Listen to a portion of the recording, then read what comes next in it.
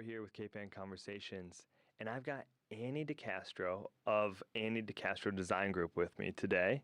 Annie, say hello, and then Hello. give us a little background on what you do. Give us the elevator pitch and how you got started. Okay. Yes, so I go by Annie, Annie de Castro Design Group. I have been doing interior design work for 4 years now. I really ended up on this path large in part because of the pandemic. So before that, I had been with Wayfair for 4 years, and I had actually just changed companies about 5 months before the pandemic hit, and I had taken a job as the creative art director for Delaware North Art and Style, and it was a really different kind of role, supporting like their restaurants and catering in Boston. And so with that so closely tied to restaurants, that role really went away when the pandemic hit. And so at the time, we were also in the process of buying a house up here in Gloucester and had to have the conversation, like, should we still be doing this? And we did. And then being on leave, for me, it was an exciting time to say, okay, I get to renovate this house, during my time at Wayfair, I had started on the buying team with Joss and Main, and I was on the buying team as the upholstery buyer. And after 2 years, I became the visual merchandiser for all of Joss. And so that was really pulling together all of the products you would see in their like beautiful lifestyle imagery. And so this was kind of really my first opportunity, like renovating a home. It's a little bit of a DIY special, but that really kind of got me on the path of like, I want to be doing more of this type of work. Yeah, you enjoyed it, right? Like you enjoy going into a space and sort of, you can see the vision. You know how some people just can't see the vision? Like me and my wife and I can admit, like we don't have the style vision. We're living in a hodgepodge of like stuff we've accumulated. It doesn't look intentional at all. I mean, people can go to your website and see it. Your website, by the way, is ADDG for Annie de Castro Design Group. So ADDGBoston.com. Correct? Correct. Okay, I just want to make sure I get that right and get that out there. Yeah, and you would not be alone. I have a lot of clients who have brought me in and they feel like we are at a stage where we want to feel like we are living in an adult home, and we've had all this hodgepodge of stuff from when we first got together 10 years ago, and now our kids are a little bit bigger, and we want to look like we have more of a home that aligns with the life that we're living now. So you are not alone in that. And there's also like a lot of conversations couples have to have around what you keep, what you let go, what we build the design around. So yeah, you're not alone. Yeah, there becomes this phase, at least for me with the young kids, where you're really you're living in kid chaos. You're living in toys and Yep. like simplicity of just trying to survive sometimes. And now like my kids are 17 and 11, and we've gotten rid of a lot of the toys and all that stuff. And like, we actually probably could live more intentionally and probably with a lot less clutter in our house. And that's kind of what you do. I mean, you can give us a little bit of a scope here of the types of jobs you work on, but if I'm putting words in your mouth, you work on something as small as just a design idea, as to a single room, as to I can work on a pre-construction with a contractor. Yeah, definitely. I work with a wide range of clients, and I think part of that is because, like, I don't have a single style aesthetic. I really like to connect with people and understand what their tastes are, what their preferences are, and most people don't have a single style aesthetic, and a lot of people have a hard time articulating like what their tastes are. So yes, I work on projects as small as a single room. I'm working on a big project in Natick right now with a group of developers who are renovating a large home there, and I'm just helping them with all of the finishes. But I think the homes that really speak to me the most are some of the older homes, because I love that kind of character, and I feel like for me it's really inspiring in terms of like the vision it sets for a home. Like, I feel like a house has a soul already, and it's It can be different deep, when you walk yeah, in it's there. deeper for me with like an older home than something that's like brand new. Yeah, like you're not walking into every home and just being like shiplap everywhere, chip and Joanna Gaines, right? You're walking in No. there and you're like finding out what these people are into. Yeah. I think people will see a style, like people can be very visual. So sometimes someone will have something that they want to show me to help understand like where they want to take it. Or sometimes people really don't know. And so a big piece of what I do is start with concept design, come up with some ideas of like, this is where we could take the overall look and vision. And I want that to connect back to what they've shared with me about their style preference, but then also feel realistic and appropriate for the home that they actually live in. Isn't there, I think I've been there before. Isn't there a place in like the seaport that's like it's like a whole building dedicated to like interior design? Yeah, the What's that? design center. Is that what it's called? Yes. Yeah, I've been there before. Yeah. Maybe you can tell. Have you ever taken a client there? You know, I don't take clients there. I find like a lot of my clients, one, they're near and far, and a lot of them can be really busy. So I like to work with them in a way to where we review concept design. I always do that virtually. And then when I go into design development, I'm starting to gather swatches and materials. I put together photorealistic renderings for like key spaces, and I find that that's really helpful for people who struggle to see the vision and how it will all come together to really feel confident in the investment that they're going to make into their home, because this is an investment.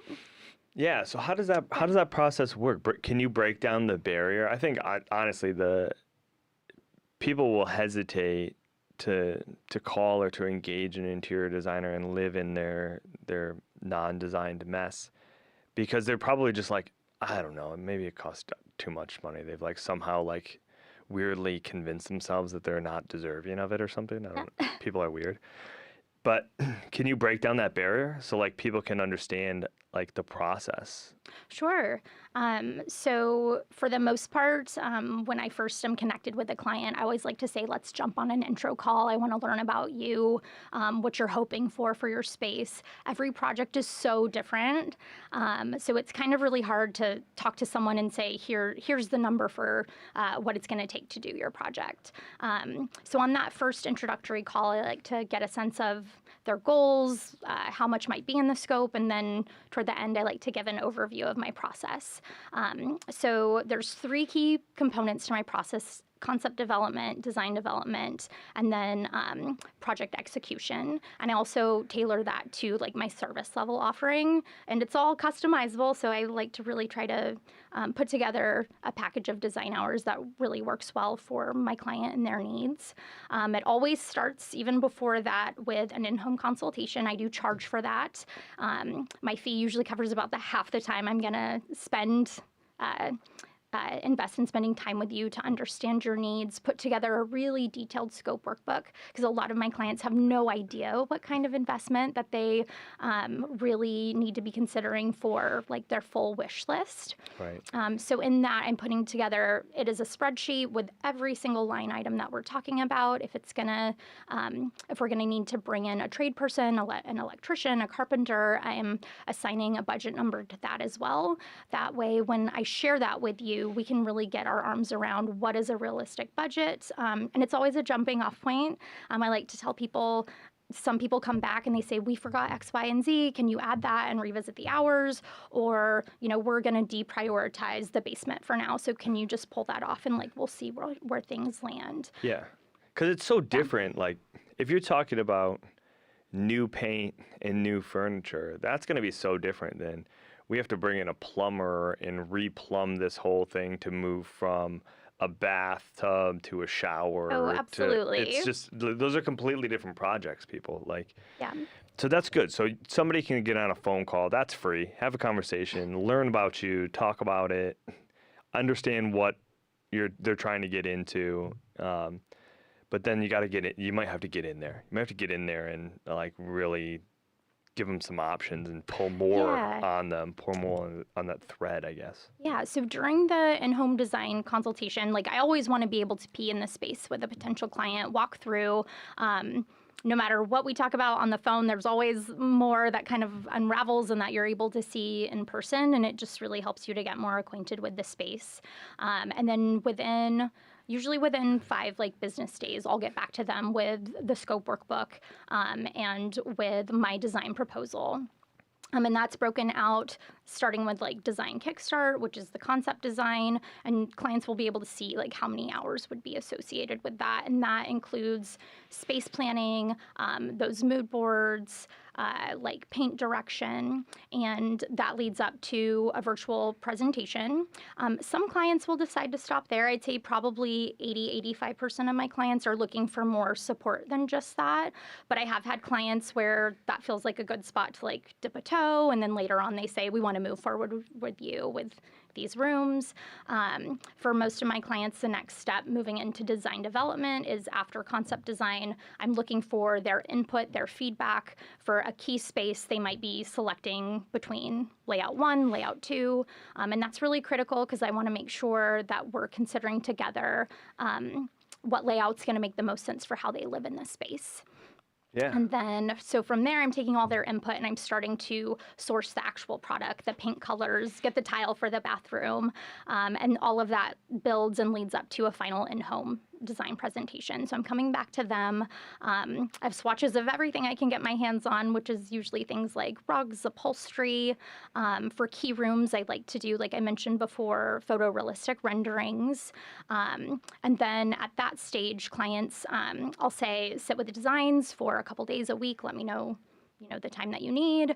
And I include in those, that package of design hours, a single round of reselections. And part of why I do that is I like to feel like my clients really understand here's the scope of the project and here's the commitment for the design fees up front. I've had an experience in the past of just a clock running in the background, and that wasn't a good experience for me. And so I always want to make sure my clients will have a really good experience. Yeah, and you need to adjust as you go. Absolutely. You get further along, and you just need options. Sometimes too many options is going to be impossible to choose, right? Absolutely. But your job is to find just enough options to make them feel like the decision they made is the right one. Yeah, and I like to tell clients, you will never offend me. These are inanimate objects. The more direct you can be in your feedback, the more efficient I can work to give you something that really works for you, a space that you're going to love. So after that, we do the round of reselections. And for clients who want to stop there, I would be handing off a final shopping list to them. And they're able to do their own product ordering, receipts, and setting stuff up in their own home. For clients who do really need that level of full service support, we do offer that as well. So for full service, that's where I would be bringing in a contractor for any trade work. If we're changing out light fixtures, if we're building a built-in banquette or bookshelf, stuff like that. It's also where we would handle all of the product ordering, tracking, coordination with a delivery partner, receiving, inspection, stuff like that, which I know it's not everybody's budget, but it is my favorite level of service because I just feel like I have more control over the process. I know if there's any issue that comes up when we receive something, I can get in front of it and handle it. So it just gives me the opportunity to make sure my clients have a really seamless experience. Yeah, you're kind of leading me in here. We always like to try to shout out local partners that you work with. And this is sort of that time, right? You're talking about that, if I have to bring in a contractor or a mover or a plumber or whatever it is. So I'll give you a chance to shout out one or two of those if you can. Yeah, I can. So one of the GCs I've worked with, he's more west of the city. Bill Lombardo has been amazing. And another company is Leap Home Services. So early on when I started doing this work, I found there were contractors who wouldn't take on smaller projects. They're just looking for that soup to nuts renovation. And so for smaller projects, it can be hard to find someone. So Leap Home has been great because they really show up for me. They'll take on a small project. They'll take on a large project. They did a really big project for me last year in Marblehead, where we scraped all the ceilings, we painted all the rooms, we changed some of the flooring, we've refinish the floors. So there was a lot of trade work involved in that project. And then we did full furnishings throughout and had a really aggressive timeline for this family. They had a baby on the way. And Nice. so anyways, I was really proud of how that one turned out. And people are welcome to bring their own contractors to the table. But I'll be honest, I think there's a lot of like new homeowners, especially too, that like they don't necessarily have those relationships. And you make a few phone calls out there today, and you might not ever even hear back from some contractors. So having people in your Rolodex to be able to help make the process like actually get done, while people are working their full-time jobs and raising kids, to your point, and doing these things, it's like, I mean, that's probably worth it in and of itself, just knowing the right people and knowing the right price. I mean, you hear the crazy stories of bids being like all over the place. They could be twice as much. Like, so if you're not in the business like you are on a daily, how do you really know how much this bathroom renovation is supposed to cost? Yeah, and without I'm in getting the a bunch of business. bids. And you're in there, exactly. I'm in the business, and I've seen bids for the same project at very, very different estimates. So I also think one thing that I also feel like is a really strong benefit for clients who are considering full service is when I am bringing in a contractor. I've had a great experience working with them in the past, and I continue to bring them repeat business, so they want to show up for me. And in a give the way right that, pricing. yeah, absolutely, and I can really trust the pricing that they're giving is a good value for clients. Yeah, so basically, Annie's free because of all the value that she brings to the job, because it's just going to come back in spades through that. So, duh. The other difference about full service is, so if you're not going full service, I have to be able to give you a shopping list of things that you can purchase on your own. So I'm going to kind of more typical vendors like a Pottery Barn, West Elm, etc. But if you're full service, I have direct vendor relationships who I can order direct with. I have to ship those to a receiver, so that's why, unless you're going that route, I can't really ship them direct to your home. But in those instances, I'm like often able to pass on additional savings to my clients where I can. I don't promise it. I don't want people to be like, she's the discount designer as a reason to work with me. But I also it's important to me that my clients feel like they are getting a really good value in the service I provide. Yeah, exactly. Well, it just justifies it too. It's like, you're giving them the shopping list. It's like, hey, by the way, I can buy this for you, receive it, and bring it to you, and I'm probably going to save a bunch of money if you let me buy it. And then I can bring it over, and then I can stage it, and it can look really good, and we can have an HGTV reveal for you. Move that bus, and we're good. Yeah, I love that. That works, right? Yeah, so for full service, we are definitely trying to build toward that big reveal kind of moment. But even for clients who don't have that kind of budget, I will build in an accessories package into that like design development level of service. That way, once you've received it, opened it, set it all up per our floor plans, we will return with accessories, style the space, and really give clients that really polished, finished space that they're hoping for when they're reaching out to a designer to work with. And I've had clients who, they had it all set up, but even when we came back in and styled, they were really blown away because they just felt like, oh my gosh, this took it from, a space we enjoyed, but now just something that we are so excited to host and have people come and see our home, like a home we're really proud of. Yeah, and to be transparent with the listeners, it's not every project that you do is this like, I get to redo a whole 3-bedroom condo, on the bluffs in Gloucester. It's not like... That's sexy, but it's not every day. Every day might be somebody who just wants to turn their master bedroom into a master sanctuary, and they have a hand-me-down bed that they've lived in. They want a new piece of furniture. They want a new layout. They want new paint. They may want to redo their closet. Like, they just want to be able to walk in that room and exhale. And that might be more of an everyday project than a whole condo redo or something. Absolutely. So I have a project in Woburn right now, and this is a couple I worked with last year. We did their sunroom and some other supplemental things throughout the house, and now they're bringing me back just to do their dining room. So they're, like, for budget reasons, they're kind of pacing pacing their projects throughout the house and what they're tackling. That's nice. Because you're getting sort of this ongoing work as well, and they're probably referring people at this point. Actually, and they were a referral from a past client. So, and they've been great. Like I couldn't ask for a greater compliment that people want to continue to reach back out and work with me in the future. Yeah. So actually, speaking of, what is the best way for people to first get in touch with you? Is it just going to the website? I'll say it again. ADDGBoston.com for Annie de Castro Design Group, Boston.com. Yeah, I would say through the website, absolutely. There's a contact form. My email is there. You're welcome to reach out. I'm usually pretty quick about reaching back out, setting up a call within a few days so I can learn a little bit more about you and what you're looking to accomplish in your home. Yeah, that's easy. Why not make the call and just get a little feedback on the project? That's pretty easy.